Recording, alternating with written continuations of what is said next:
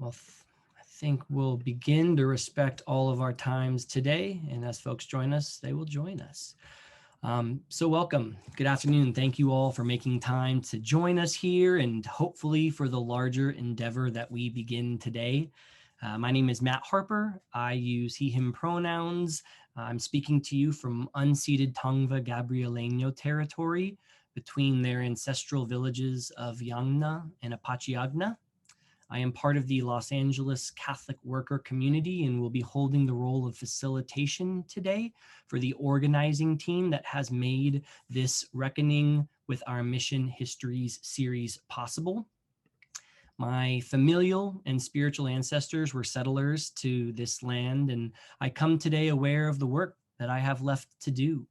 I offer these to situate myself in this work, to admit that these are the lenses I see this world and work through, and to support the larger work of acknowledging the tendencies of many to make assumptions of others and to define them through our lenses and systems.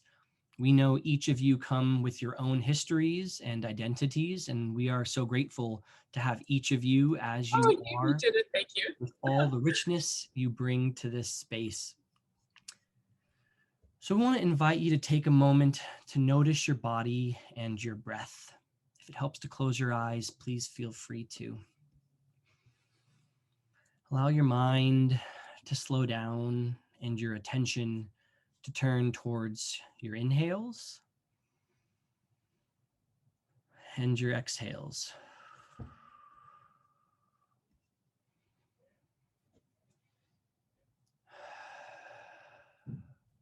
Engaging our past can sometimes become a hyper-intellectual activity. It can also bring up a lot of feelings in our bodies. As we go today, we invite you to come not just from your head, but also from your heart and the feeling parts of yourself. And we want to begin today with a prayer. And we recognize that folks pray in any number of ways. And since we may not all be of one faith, we recognize we pray to many different sources. So I will offer a spoken prayer from my tradition, but invite any to spend the next minute in a prayer that suits your practice and tradition.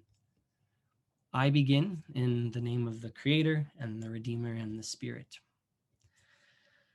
Dear God, we know you by many names and experience you in so many different ways.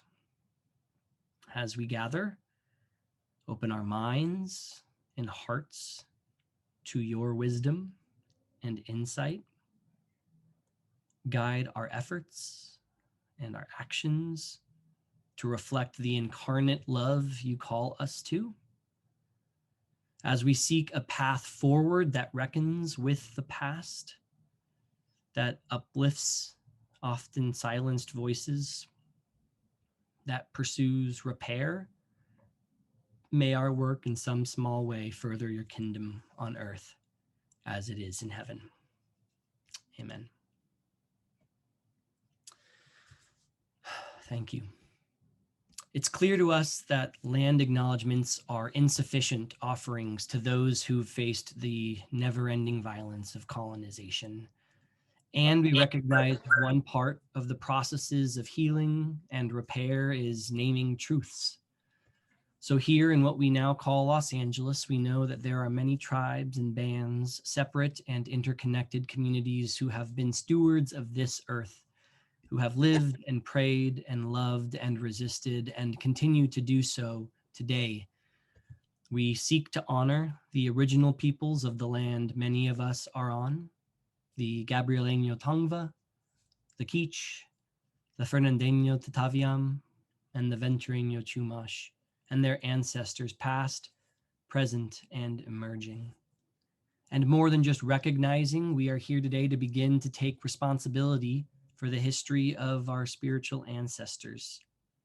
We commit to helping Catholics and others to build and deepen our understanding, to sharpen our analyses of our histories, to grow our capacity to have difficult conversations, and to take our responsibility for the part of the work that is ours to hold. For those who are outside the Los Angeles area, we invite you later to learn about the original and continued caretakers of the land that you reside on. But more than just whose land it is, we invite you to take some time to learn about their stories. As we begin today and continue in the future, it's important that we consider how we move and the spirit with which we enter and engage these conversations. To reckon with anything requires a willingness to listen, to reflect, and to engage with care. Are we open to discomforting ideas and realizations? Are we open to being changed? Will we listen before preparing to respond? Will we welcome multiple viewpoints? Will we make space so that often ignored voices can be heard? Will we lean into discomfort? Will we move with care? And will we acknowledge our biases and socializations, our fears, and our ego? Now, it's important for you all to understand what you have stepped into this afternoon. And then after this, we'll get into our presentation.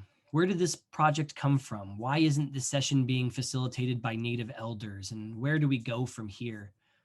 250 years ago, despite immediate resistance by Native people, Franciscan missionaries founded the San Gabriel Mission in what we now call Los Angeles County.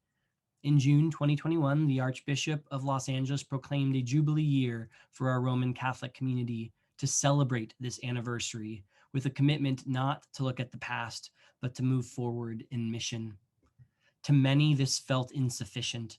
Too many pieces of our mission system legacy cannot responsibly fit into the commitment simply for celebration and commemoration.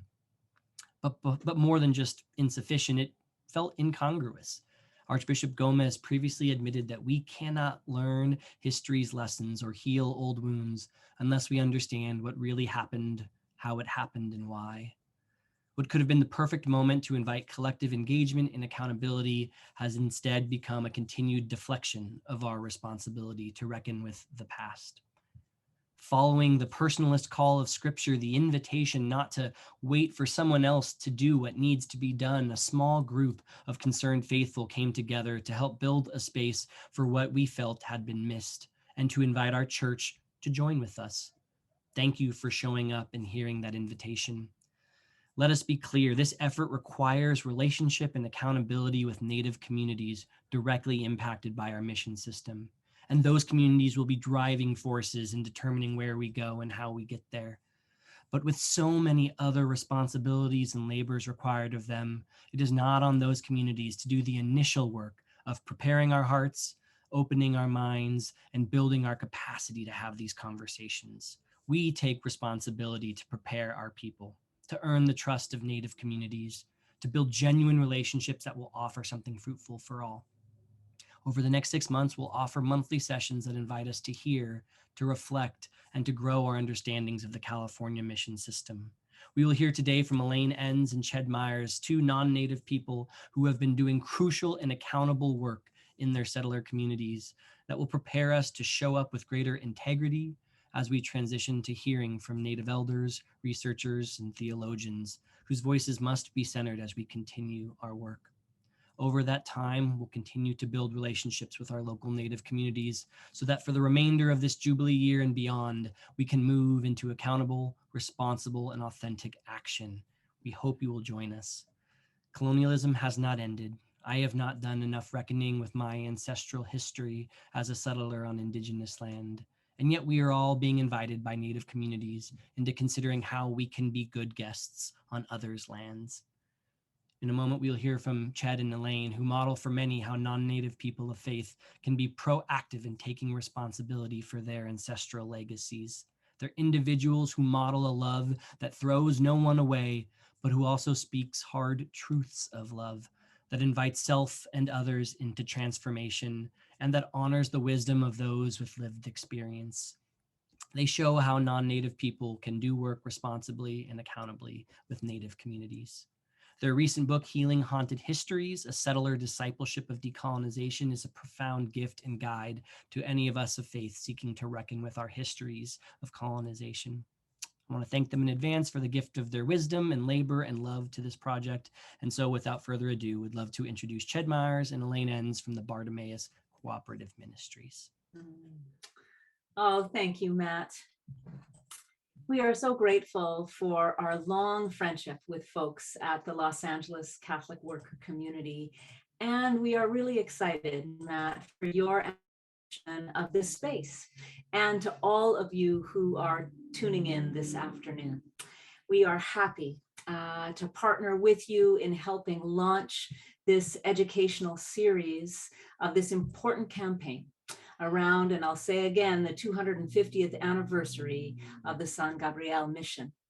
We share deeply your concerns about how to heal the haunted histories of colonization. And today we'll work from our book that Matt mentioned, published earlier this year, that is on this subject. Ched and I are beaming into you from the little town of Oakview, halfway up the Ventura River watershed in the Southern California bioregion. This is the heart of traditional unceded and untreated Chumash territory, where colonization began in earnest in 1782 with the establishment of Mission San Buenaventura, the 9th of the 21 Franciscan missions. Ched and I are settlers here and are responsible to this legacy. And we understand our Christian discipleship to be the work of healing wounds in our place and people in order to more deeply realize God's vision of beloved community here. So we welcome each of you to this campaign's challenging work of revision and revisioning, which is to say, taking another deeper look at and then decolonizing the mission's history and legacy here in California. Revision as reconsideration requires a critical approach to how we narrate our collective story in this place, but also a compassionate one, mindful that this is surgery on living flesh. Revisioning recognizes that the received narratives about our settler colonial history represent a fabric woven from many strands of half-truth and self-justifying mythology that has disappeared the truths of Indigenous life. What has been devised must be revised so that healing can take place for both those who have been marginalized and those of us who have been advantaged by this history and ongoing legacy. We want to note at the outset that today is the last Sunday in the liturgical season of Pentecost Ordinary Time. Next week begins the Christian New Year, the first Sunday in Advent. So it's a good time to ponder great turnings. Today is traditionally celebrated as Reign of Christ Sunday, and the gospel reading today is John's portrait of Jesus before Pilate. Here, Jesus testifies that his sovereignty must not be equated with that of the empires of the world, which is why his followers are not supposed to fight. This is a poignant note on which to commence our reconsideration of how Christian missionaries came here to indigenous lands armed with swords and guns to establish European hegemony. So let's begin by reconsidering the roots of our Christian tradition of evangelization in the gospel itself. Jesus' so-called missionary instructions appear in all three synoptic gospels.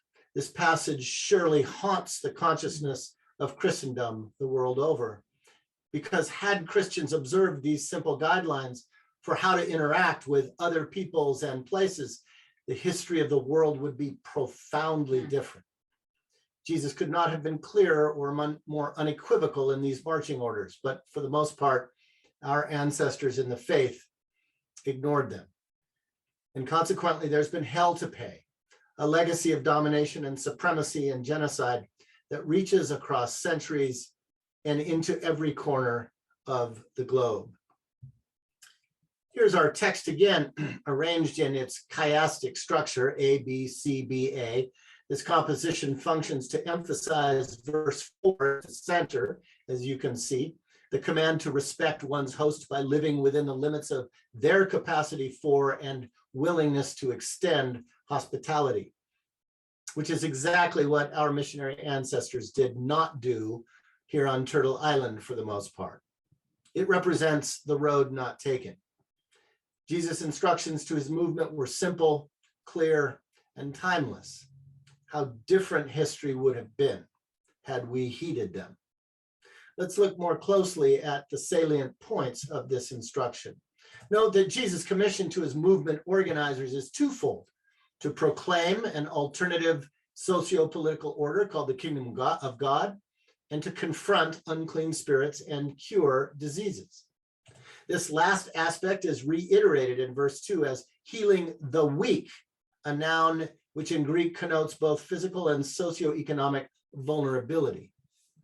These goals are repeated in the concluding part of this passage, a framing technique. So verse 6 defines the proclamation as good news, a phrase the early Christian movement appropriated from Roman propaganda and then turned upside down. Good news, not for the powerful, but for the poor. From the Greek verb evangelizo, we get the term evangelization. There's nothing objectionable about a movement that seeks to organize for liberation and wholeness. Indeed, every human social order contains elements of both oppression and illness. This brings us to the critical matter of how organizers show up. The significance of verse 3 cannot be overstated. Don't carry your baggage into a host community, warns Jesus. This isn't about just traveling light, it's about going vulnerably. No staff and bag means the traveling organizers are liminal, dependent, not in control. Jesus' strategy here contrasts starkly with the old story of 1 Samuel 17, who you'll remember approached the foreigner Goliath with a staff and a bag full of 5 stones. In other words, to do battle. Tragically, too often over the last 500 years, missionary baggage was weaponized because the ultimate colonizing intent was not to heal, but to conquer and to dominate. The instruction to forsake bread and money is pretty straightforward. These are the means of sustenance on the road. Not to be self-sufficient guarantees the dependence of the organizer upon those that he or she is approaching. This ensures that the host, not the guest, retains the upper hand. The instruction to limit oneself is interesting, given that a change of clothes would have been a rare luxury among peasant Middle Easterners. Moreover, it stands to reason that if organizers don't have extra tunics, they'll eventually have to adopt the clothing of their hosts when in a cross-cultural situation. Because costuming matters. It is a way of either fitting in or remaining apart. The history of the colonial era suggests that Christian missionaries got this bass-ackward. Not only did they bring trunks full of their own culture and presuppositions and clothes, but they demanded that their baggage, including their costumes, be imposed on their native hosts. How different things would have been had Christians practiced a disrobed gospel, naked and unashamed, so to speak. Here we arrive at the center of Jesus' teaching, the instruction to remain in a home that welcomes you. The implication is that organizers must stay long enough to build relationships and to truly understand the new place and people, which can take a very long time. Again, this is a hedge on the temptation to impose. Of course, this requires that there is a local host who is willing to provide hospitality, so organizers had better be on good behavior and make themselves useful. This instruction is reiterated later in Luke 10 and expanded. Don't move from house to house, served, and leave only a blessing of peace on those who welcome you. In other words, don't look for a better deal, don't demand special treatment, eat local, be grateful. The implication is that the missionary remains a guest without a settlement footprint that takes over. Remain with your hosts, says Jesus, and then at some point, leave. And there's the key.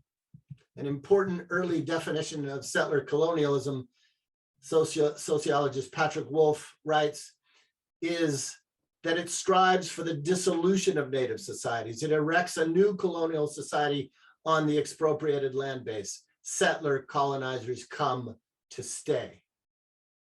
Which brings to mind the famous lament of the colonized, attributed to Jomo Kenyatta, although often quoted by Desmond Tutu and others.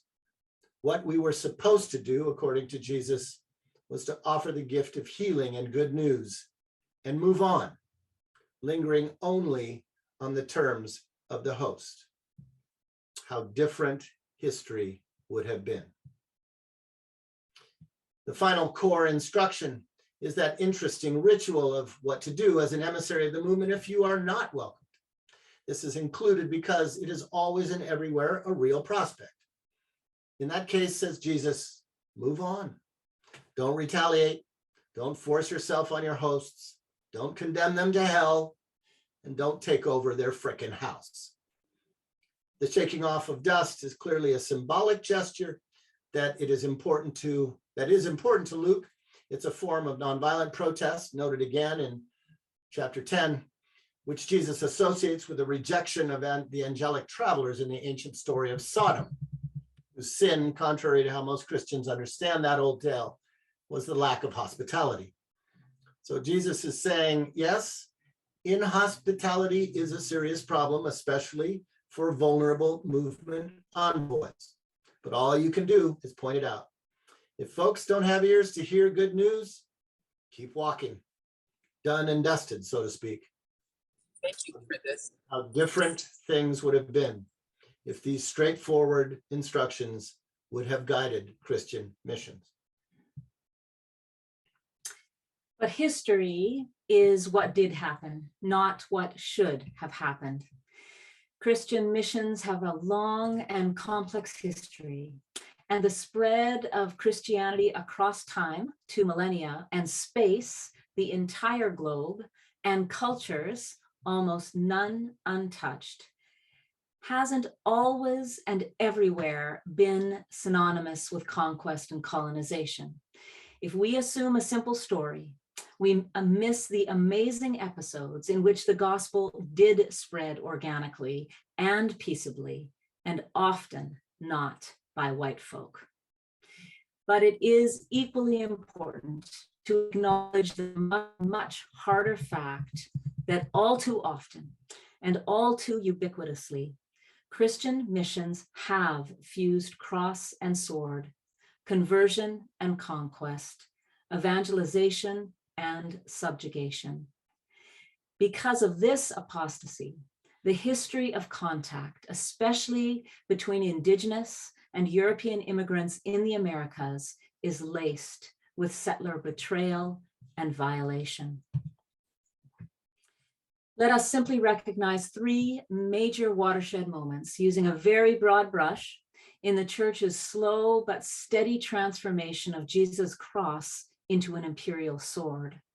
The first was agreeing to become the official religion of empire under Constantine in the 4th century. Under the new conditions of Christendom, missionization began to become fused with political conquest or control throughout the Mediterranean world and then into Europe. The second watershed were the Crusades of the first 3 centuries of the 2nd millennium. These wars laid the groundwork for the church's explicit and militant blessing of the conquest of foreign lands and peoples.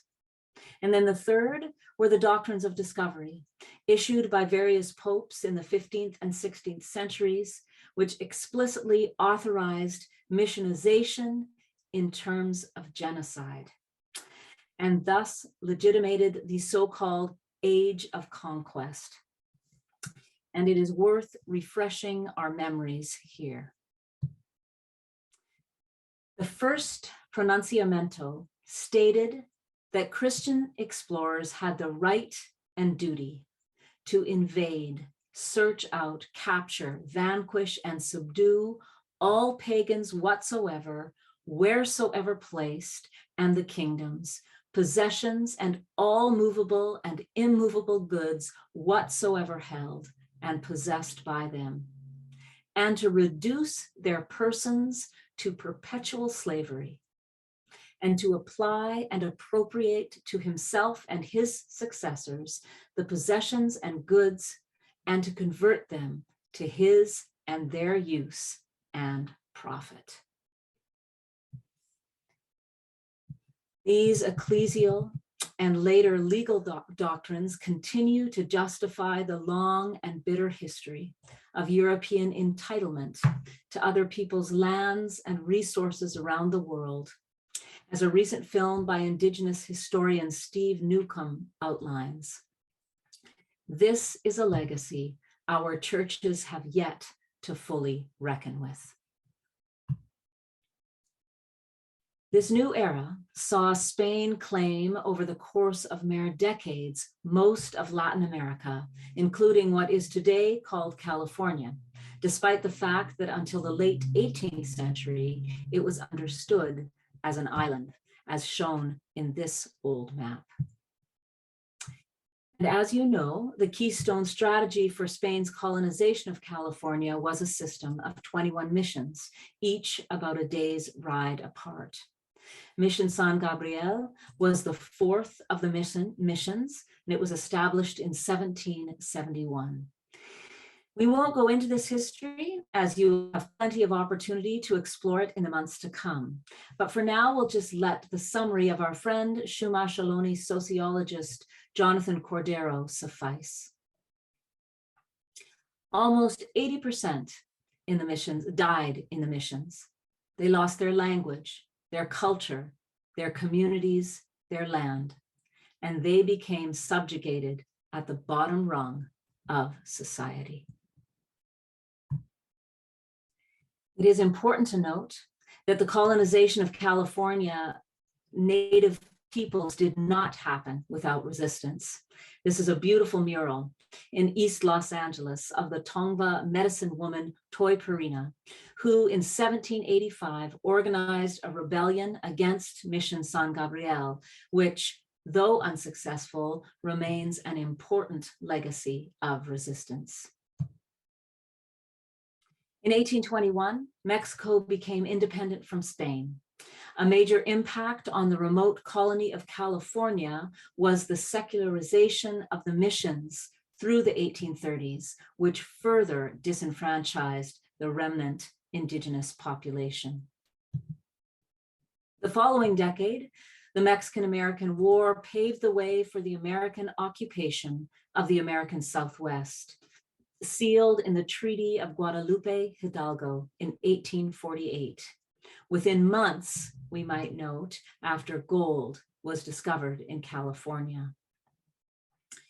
However disenfranchising the Spanish and Mexican colonization of California was, the American period brought nothing less than genocide, as UCLA historian Benjamin Madley has recently chronicled in detail.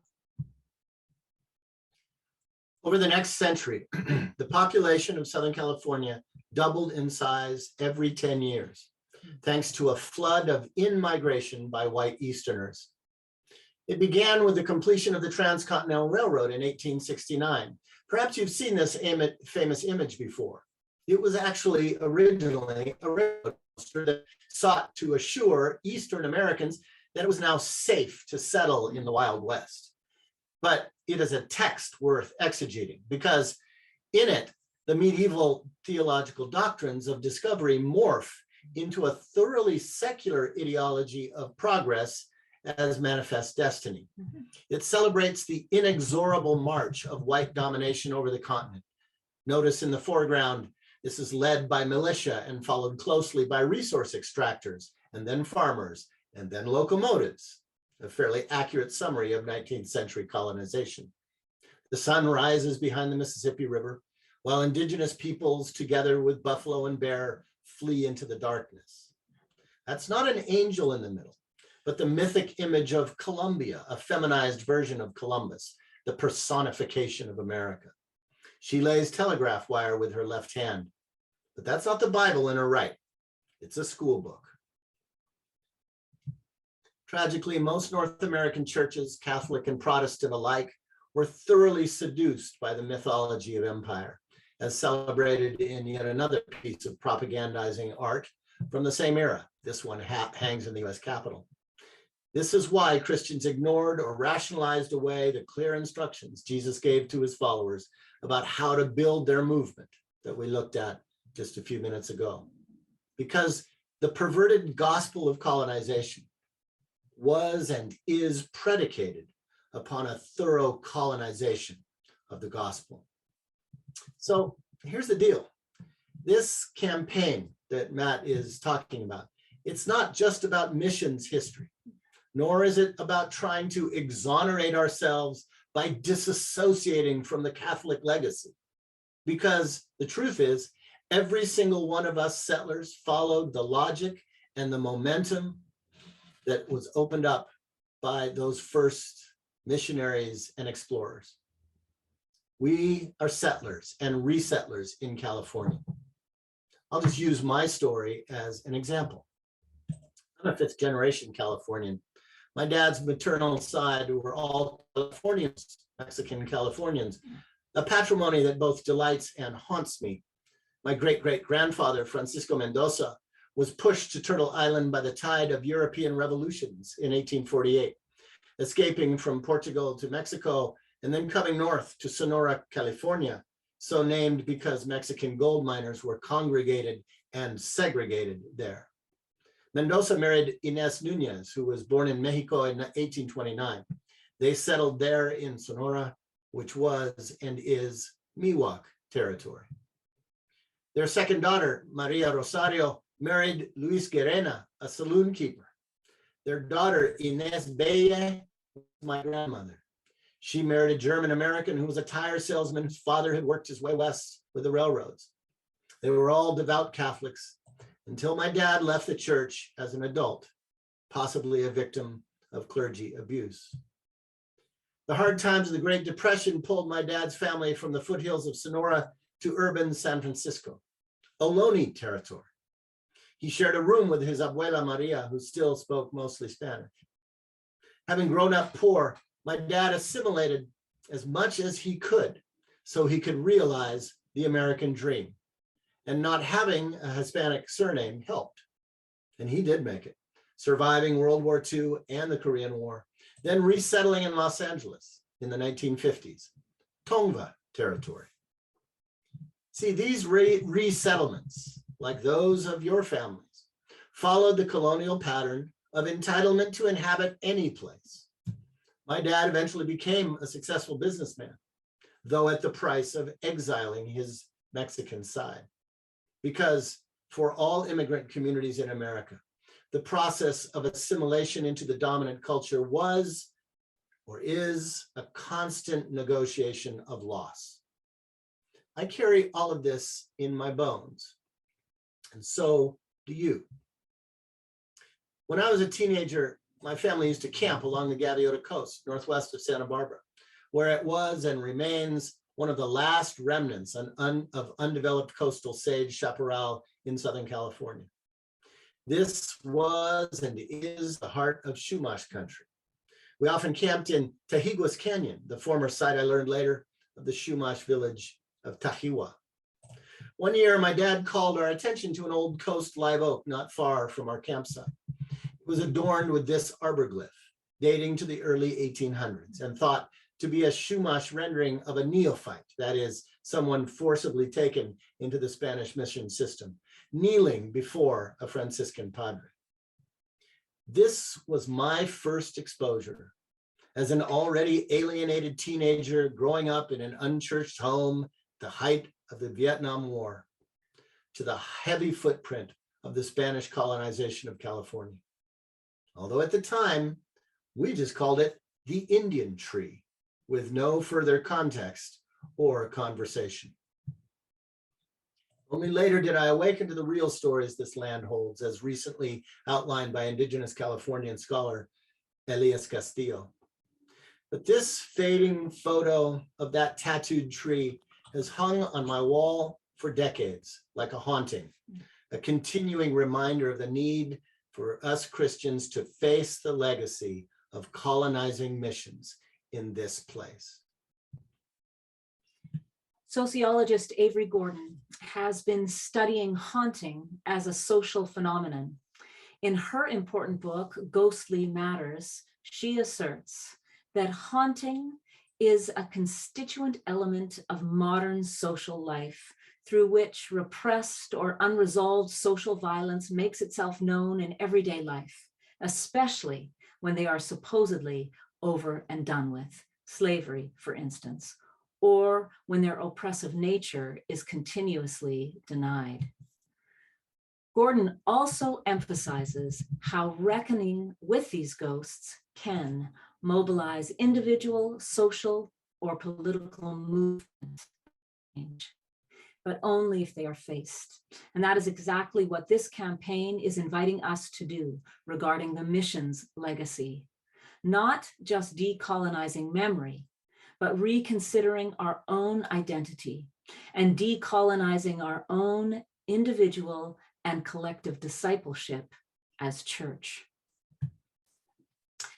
Jim Bear Jacobs, a native Mohican colleague in Minneapolis, points out that Westerners or Western culture tends to steward its narratives through texts, while Indigenous cultures understand their stories to be embedded in the land itself. The challenge for us today, he says, is to learn the stories the land holds. Beneath the surface soil or built environment of every place are strata of story and culture with which we as settlers must come to terms. To review, Californian history has several distinct strata, like this coastal California cliffside, which correlate to the pre-contact era of Indigenous sovereignty, on top of which are strata of three successive waves of white conquest and colonization: Spanish, then Mexican, then American. And not to mention the last layer of 130 years of industrial development and paving over of the native story. In reality, however, these strata are more like the tortured bends and twists shown in this image of the famous San Andreas Fault. This is a poignant metaphor for the tectonic forces of trauma that have twisted Indigenous lives. It is on this tortured land that we settlers also live, and we are inheritors of the Christian tradition in this place. It is ours to face. Contemporary Indigenous activist Nikki Sanchez puts the matter succinctly. The history of settler colonialism is not your fault, but it is absolutely your responsibility. The LA Catholic Workers Campaign is about nurturing an ability to respond to the stories the land holds, to be accountable rather than dissociative, engaged rather than agnostic or the denial of willful unknowing, and to do the work of healing hauntings. Mission San Gabriel is the focus of this campaign because the Archdiocese wants to raise up that legacy. It still sits on unceded Tongva territory. In 1852, the new state of California made 18 treaties, which recognized, among others, the Tongva. But these treaties were never adopted by the federal government. Although they were finally recognized by the state in 1994, the Tongva are still landless and federally unrecognized. Yet despite all odds, the Tongva are still here, and they are revisioning a future. And so are we. This campaign is about animating and empowering personal and political practices of what we call in our book, restorative solidarity, which invites us into 3 core commitments. First is to do our own work as settlers, immigrant settlers, descendants, around issues like ethnic loss and assimilation, white fragility, and the impact of intergenerational trauma and moral injury, in order to understand our own deformation by and entanglement in the legacy and structures of settler colonialism. 2, to listen how Indigenous and other communities victimized by historic and current injustices are telling their stories and identifying harms, needs, and responsibilities. And 3, to work with these communities to, quote, make things as right as possible. And this includes covenants of accountability, restitution, reparations, repatriation, and perhaps over time, even reconciliation. Now, this process is an ongoing circle, a life work, and ultimately it must lead to concrete expressions of redistributive justice. So we're going to leave you with some queries to kick off your debriefs. And they're also going to be dropped in the chat. We won't go over these now. We'll let Matt go over those with you. But this hopefully will help spark some conversation. We are very grateful, Matt, and everyone who showed up today for yet another Zoom program, for your time and attention. And Matt is going to place you into discussion groups. If you want to go deeper into some of these issues, we do recommend Healing Haunted Histories as a study guide. You can go to the site mentioned here to get a 40% discount. And y'all are warmly invited to join us online at our 2022 Institute in February, which will continue conversations on these topics. We're so grateful for the chance to be in your circle. And we just want to leave this by revisiting the image from the opening slide. This is the only Mission period painting on canvas attributed to a Native artist, still on display at Mission Santa Ynez. St. Raphael holds close to his body. He has Indigenous features. Perhaps this spectacular image can fire our imaginations for how Indigenous vision and tradition can help us revision and decolonize our Christian tradition. Our benediction comes from the great Maya Angelou's inaugural poem, now 30 years old. History, despite its wrenching pain, cannot be unlived, but if faced with courage, need not be lived again. Thanks, Matt. Thank you so much, Ched and Elaine. So much to reflect on and chew on. We invite folks to really see what stuck with them and to dive into that. We're about to go into breakout rooms of about 5 or 6 people for 30 minutes. And we invite you to share that space in a way that gives access to everyone's voice, so that no one is left out of this time to chat, to process, to work through this.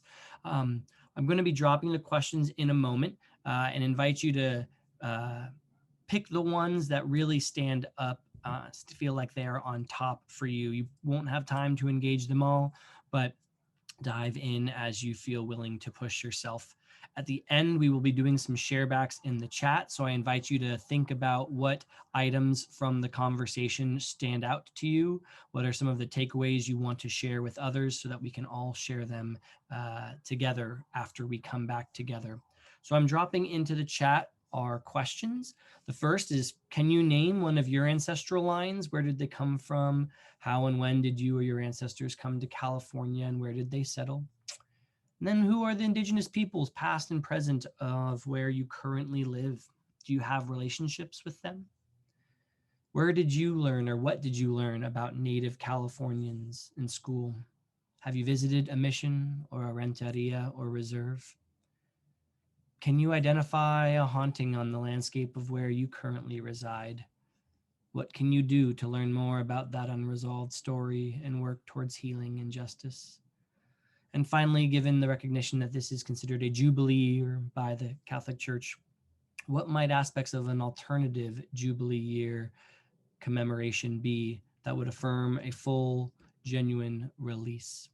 So again, invite you to think about anything that came up for you that you'd like to share about, or any of these questions, and we'll see you back here in 30 minutes. Thank you so much, and talk to you soon. Beautiful. Thank you all so much for coming back. Sorry for any groups that were small. A couple of folks left us right before the breakouts. So anyone who is in an intimate group, I hope it was a fruitful conversation. Just wanted to take a couple minutes and start off with the chat. In the chat, if anyone had any thoughts, ideas, reflections that came up, wanting to create space there, we will share out loud a couple of thoughts as well, but knowing that we only have about 8 minutes left and we want to respect your time, would love to capture any ideas, takeaways, next steps there, and then we'll have a conversation. I see your hand, Bobby, and we'll definitely, is it a clarifying question? You're muted at the moment. You're muted, Bobby.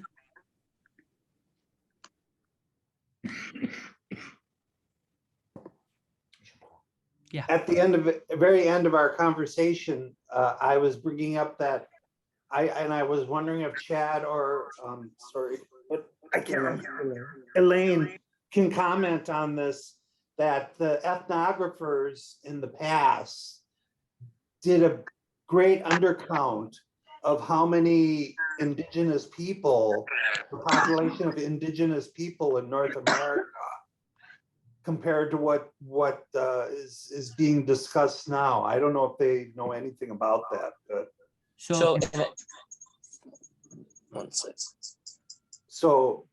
the actual loss of indigenous people was much greater than we were led to believe. And we're going to get, our next session is going to dive into some of the specific. Oh, okay. I'm sorry.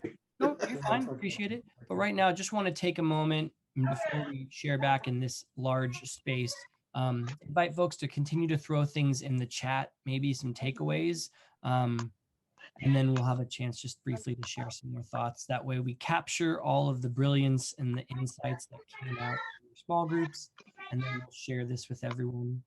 So I'm seeing things about rewriting an icon of Junipero to be St. Francis. This complexity about, maybe we haven't all had formal education on Indigenous communities, but so eagerness to learn more, some of what you were saying, Bobby, some of the details and the facts. This encouragement around biblical perspectives on Jubilee.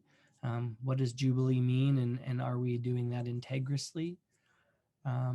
Truth and Reconciliation Committee in Los Angeles, the possibilities of what that could look like.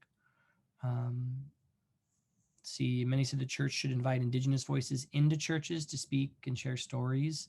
There's a great silence, at least within the Catholic world, about the Indigenous past. Spaces for reconciliation and healing. So this recognition too that words are powerful, and referring to Saint Junipero Serra as Saint Sarah, and indicating that he is elevated and recognized as elevated. So an encouragement to think about the words that are used. Any other thoughts, takeaways that feel like fruitful things to chew on?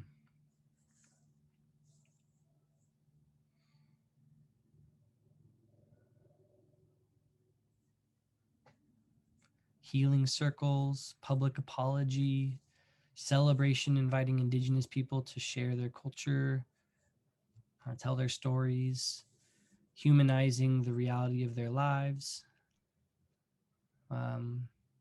Yeah, Chad. Oh, you're muted. One thing that occurred to me just later is that the Universal Catholic Church has this wonderful process coming up called the Synod. And what an opportunity that would be for us to hear Indigenous voices, not only from the United States, but from around the world. But at this moment, I don't see the archdiocese like engaging too much at that process, at least not in where we are. But that would be a tremendous opportunity to hear Indigenous voices in that sort of setting. Definitely. Thank you. So got time for about one more share. If anyone would like to, recognizing there's more in the chat that, again, I'll share back with everyone afterwards, so it won't be lost.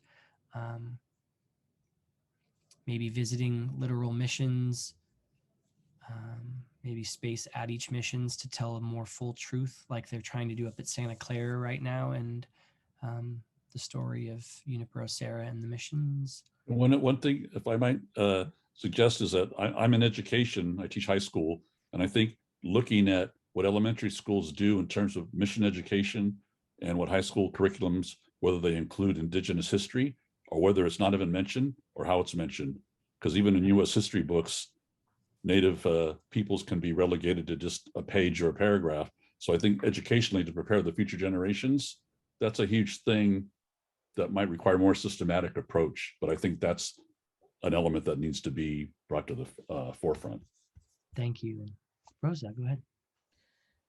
Going back to words, I think we have to learn how to listen, and what our attitudes are. Are we being just like the missionaries, where we're demanding of Native American people to teach us instead of looking out?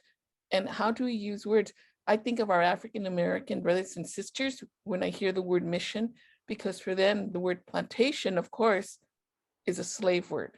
It's a horrible word. It has nothing of glamour or romance. Certainly not a place to go and take children to learn about the glamour of the South or to have wedding receptions and the rest. I wonder if that's the same way our Native American brothers and sisters feel about the missions. The word mission. My two daughters went to San Gabriel Mission High School. Their mascot is Pioneer. How does that fall? I think we need to start looking at words and learning how are we going to listen. Thank you, Rosa. That's really important. And I want to name that this space, because I think one of the things you mentioned, Rosa, was putting labor on our Indigenous brothers and sisters. And one of the things we need to do is listen deeply to what is needed from us. And the other thing is to make offerings around how we can be of support and use. And we're not at that stage yet. There's a lot more listening to do, a lot more learning to do, a lot more preparing ourselves to do. And in that vein, our next session does not have a date yet, but we promise to update you soon. But in that session, we will be diving into some of the specific histories that are not often centered in Catholic narratives around this system we're talking about. We'll get to hear some of the stories and facts and details, and hopefully beyond just academic and intellectual thoughts, but the stories and the truths that must be heard. We also recognize coming this week is a national holiday that the United States celebrates. And while it is important to be thankful and to spend time with loved ones, we also invite folks to think about the complexity of this specific holiday and what that might mean in your experiences with friends and family. We'll send out some resources for those interested in finding ways to start conversations in your communities around this holiday and around this notion of Indigenous justice and